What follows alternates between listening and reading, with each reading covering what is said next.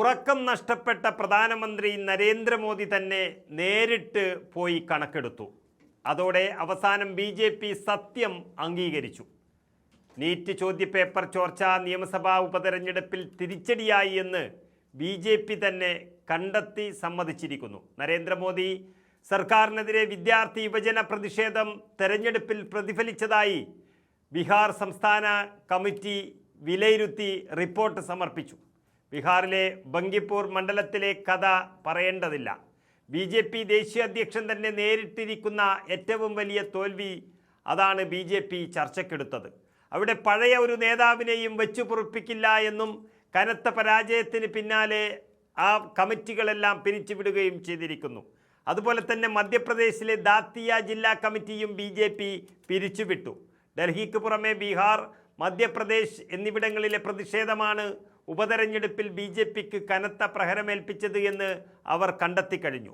നീറ്റടക്കമുള്ള പരീക്ഷാ ക്രമക്കേടുകൾ വോട്ട് ചോർച്ചയ്ക്ക് വലിയ കാരണമായി എന്നാണ് ബീഹാറിലെ BJP സമ്മതിച്ചിരിക്കുന്നത്. UGC ചട്ടക്കൂടുകൾ പരിഷ്കരിച്ചതും അതുപോലെ കോളേജുകളിലുണ്ടായ ജാതി അധിക്ഷേപ കേസുകളിലെ സർക്കാർ നിലപാടുകളൊക്കെ ഈ തെരഞ്ഞെടുപ്പിൽ ചർച്ചയായി എന്ന് BJP സമ്മതിച്ചിരിക്കുകയാണ്. ബീഹാറിലെ BJPയുടെ പൊന്നാപുരം കോട്ട എന്ന് എല്ലാവരും വിശേഷിപ്പിച്ചിരുന്ന ബങ്കിപ്പൂരിലെ തോൽവി പ്രധാനമന്ത്രി നേരിട്ട് പോയിട്ടാണ് വിലയിരുത്തിയത്. അതുപോലെ തന്നെ നിതീഷ് കുമാർ, കേന്ദ്രമന്ത്രി ശിവരാജ് ചൗഹാൻ എന്നിവരുമായി നരേന്ദ്രമോദി ഇതിനെപ്പറ്റി കൂടിക്കാഴ്ച നടത്തി. ബങ്കിപ്പൂരിലെ തോൽവിയിൽ NDA ഘടകകക്ഷികളും വലിയ അതൃപ്തിയാണ് പരസ്യമാക്കിയത്. തോൽവി അപ്രതീക്ഷിതമാണെന്ന് ബീഹാർ മന്ത്രി അതുപോലെ JDU നേതാവുമായ ശ്രാവൺ കുമാർ പറഞ്ഞത് മുന്നണിക്കുള്ളിൽ വലിയ പ്രതിഷേധങ്ങൾക്ക് കാരണമായിട്ടുണ്ട്. നിതീഷ് കുമാറിനെ മുഖ്യമന്ത്രി സ്ഥാനത്ത് നിന്ന് നീക്കം ചെയ്തതിൻ്റെ രോഷമാണ് ഈ ഉപതെരഞ്ഞെടുപ്പിൽ ബീഹാറിൽ പ്രതിഫലിച്ചത് എന്നൊരു അഭിപ്രായവും രൂപപ്പെട്ടു വന്നിട്ടുണ്ട്. അതുകൊണ്ട് JDUവും BJPയും തമ്മിലുള്ള അകൽച്ച കൂടുതലായി വന്നു എന്നുള്ള റിപ്പോർട്ടുകളാണ് ബീഹാറിൽ നിന്നും പുറത്തു വരുന്നത്. വിമർശനം ശക്തമായതോടെ ഗൗരവത്തിൽ ആത്മപരിശോധന നടത്തുമെന്ന് BJPയുടെ ദേശീയ അധ്യക്ഷൻ നിതിൻ നബീന് പറയേണ്ടി വന്നു. മധ്യപ്രദേശിലെ തോൽവിക്ക് പിന്നാലെ ദാത്തിയ ജില്ലാ ഘടകം മുതൽ കീഴ്ഘടകം വരെ എല്ലാം പിരിച്ചുവിട്ട് പുതിയ ആളുകളെ തെരഞ്ഞെടുക്കുകയാണ് BJP. ഉപതെരഞ്ഞെടുപ്പ് ഫലം അവലോകനം ചെയ്യാൻ രൂപീകരിച്ച സമിതിയുടെ ശുപാർശയെ തുടർന്നാണ് ഈ തീരുമാനം വന്നത്.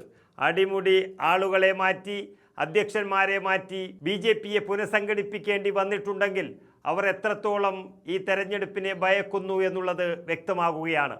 പ്രചരണവേളയിൽ 1 ഡസനിലധികം BJP കൗൺസിലർമാർ പാർട്ടി സ്ഥാനാർത്ഥിക്കെതിരെ പ്രവർത്തിച്ചതായും ചില മണ്ഡലങ്ങളിൽ കണ്ടെത്തിയിട്ടുണ്ട്. മധ്യപ്രദേശിലെയും ബീഹാറിലെയും ഉപതെരഞ്ഞെടുപ്പ് പരാജയം വൻ തിരിച്ചടിയാണെന്ന് വിലയിരുത്തിയത് നരേന്ദ്രമോദിയുടെ നേതൃത്വത്തിൽ തന്നെ ആയതുകൊണ്ട് മറ്റുള്ള നേതാക്കളുടെ അഭിപ്രായങ്ങൾക്കൊന്നും വിലയില്ലാതെയായിരിക്കുന്നു.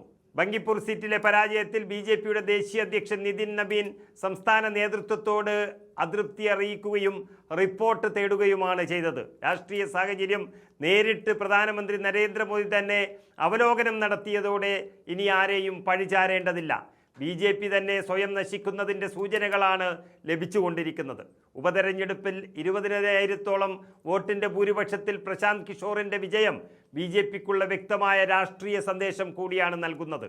ചോദ്യപേപ്പർ ചോർച്ച, UGC ചട്ടങ്ങൾ പരിഷ്കരിച്ചത് തുടങ്ങിയ പ്രശ്നങ്ങൾ വലിയ രീതിയിൽ ആഞ്ഞടിച്ചപ്പോൾ BJP തലയും കുത്തി വീഴുകയായിരുന്നു. സവർണ വോട്ടുകൾ കൂടുതലുള്ള ബങ്കിപ്പൂർ മണ്ഡലത്തിലെ പരാജയം ഇപ്പോഴും ആഴത്തിൽ പരിശോധിക്കുകയാണ് BJP.